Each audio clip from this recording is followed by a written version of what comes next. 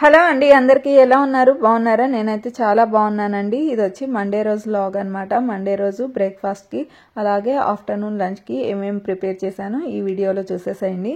First morning బ్రేక్ఫాస్ట్కి అయితే ఇడ్లీ చేశాను. టైం లేకపోవడం వల్ల అందరికీ ఇడ్లీయే పెట్టేశాను అనమాట. ఇడ్లీలోకి వచ్చి పల్లి చట్నీ చేశాను. బ్రేక్ఫాస్ట్ తర్వాత వచ్చి కాఫీ తాగేశాను అనమాట. అది రెగ్యులర్గా చేసే పనేను నేను, ఎందుకంటే కాఫీ పడితేనే నాకు నెక్స్ట్ లంచ్ ప్రిపేర్ చేసుకోవడానికి మైండ్ ఫ్రెష్గా అనిపిస్తుంది. ఆఫ్టర్నూన్ లంచ్కి వచ్చి ఫస్ట్ రైస్ వండేసాను. నార్మల్గా అయితే రైసు కర్రీ ఒకేసారి వండుతాను, ఎందుకంటే 4 పొయ్యిలు ఉంటాయి కాబట్టి ఒకేసారి పెడతానమాట. కానీ ఎప్పుడైనా రైస్ ఐటమ్స్ చేసుకోవాలంటే ముందరే రైస్ వండేసుకొని పక్కన పెట్టేసుకుంటాను, ఎందుకంటే రైస్ చల్లారిందంటే కాస్త పొడి పొడిగా వస్తుంది. ఇక్కడ లంచ్కి వచ్చి పాలకూర రైస్ చేస్తున్నాను. ఫస్ట్ పాలకూరను అయితే బాగా వాష్ చేసేసుకొని 2 మినిట్స్ ఉడకబెట్టుకోవాలి. చల్లారిన తర్వాత మిక్సీ జార్లో వేసుకొని పేస్ట్ లాగా చేసుకొని పక్కన పెట్టుకోవాలి. ఫస్ట్ అయితే ఇక్కడ చూడండి, పోపుకి అయితే ఫస్ట్ ఆవాలు, జీలకర్ర, అలాగే పచ్చెనగపప్పు, కొంచెం జీడిపప్పు, 2 చల్లమిరపకాయలు, అలాగే ఎండుమిర్చి వేసి ఫ్రై చేసుకోవాలి. అలాగే పచ్చిమిర్చి కూడా వేస్తున్నానండి. ఏదైనా రైస్ ఐటమ్స్కి పచ్చిమిర్చి వేస్తే కొంచెం స్పైసీగా టేస్టీగా ఉంటాయన్నమాట, అందుకని 1-2 పచ్చిమిర్చి కూడా యాడ్ చేస్తాను. అలాగే ఆనియన్స్ కూడా వేసుకొని ఫ్రై చేసుకోవాలి.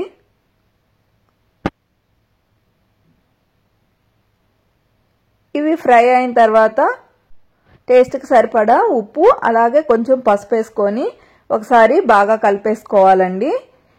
ఇప్పుడు చూడండి, ముందుగా పేస్ట్ చేసి పెట్టుకున్న పాలకూరను కూడా వేసేసాను. ఇప్పుడు ఒక 2-3 మినిట్స్ ఫ్రై చేసుకుంటే సరిపోతుంది. ఇలా ఫ్రై చేసుకోవడం వల్ల పాలకూర మంచి టేస్ట్ వస్తుందన్నమాట. మీరు కావాలంటే పోపు వేసేటప్పుడే కొంచెం వెల్లుల్లి కూడా యాడ్ చేస్తే మంచి ఫ్లేవర్ వస్తుందండి.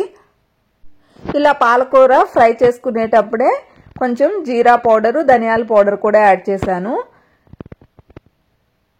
ఇది ఒకసారి బాగా కలిపేసుకొని రైస్ కూడా వేసేసుకొని కలిపేసుకుంటే పాలకూర రైసు రెడీ అయిపోయినట్టే. ఇలా రైస్ అంతా పాలకూరకి బాగా కలిపేసుకొని ఒక 2 మినిట్స్ కానీ ఫ్రై చేసుకుంటే రైస్ అనేది పొడి పొడిగా వస్తుందన్నమాట. ఇంతేనండి, సింపుల్గా పాలకూర రైస్ అయితే చేసేసాను. ఈ పాలకూర రైస్లోకి నంచుకోవడానికి ఏదైనా అప్పడాలు కానీ లేకపోతే ఆమ్లెట్ కానీ బాయిల్డ్ ఎగ్ ఏదైనా పెట్టుకుంటే బాగుంటుందన్నమాట. నేనైతే ఇక్కడ బాయిల్డ్ ఎగ్ చేశానండి. ఇదండి నేను ఆఫ్టర్నూన్ లంచ్కి అయితే ప్రిపేర్ చేసిన రైస్ ఐటమ్ వచ్చి. ఇక్కడ నేను ఏం పెట్టుకున్నానో చూపిస్తున్నాను మీకు. పెరుగు అండ్ మురుకులు పెట్టుకున్నాను. ఈవినింగ్ వచ్చి వడ చేశానన్నమాట.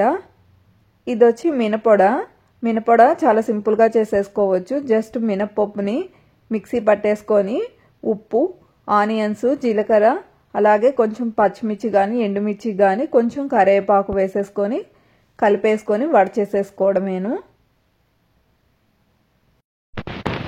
సాయంత్రం పూట స్నాక్ లాగా ఇట్లా వడలు, బోండాలు చేసుకుంటే చాలా బాగుంటాయి.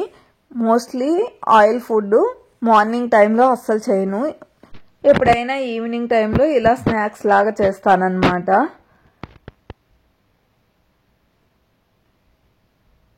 చూడండి, వడలు అయితే చాలా బాగా వచ్చాయి, చాలా సాఫ్ట్గా కూడా వచ్చాయి. పప్పు కానీ కాస్త ఎక్కువసేపు నానపెట్టుకుంటే వడలు బాగా వస్తాయి. మనం మిక్సీకి వేసుకున్నా కానీ బాగా వస్తాయి. ఇదండి నేను మండే రోజు చేసిన ఐటమ్స్ వచ్చి. మీరు కనుక నా వీడియో ఫస్ట్ టైం చూస్తున్నట్లయితే ప్లీజ్ లైక్ చేయండి, షేర్ చేయండి, సబ్స్క్రైబ్ చేసుకోవడం మాత్రం మర్చిపోకండి ఫ్రెండ్స్.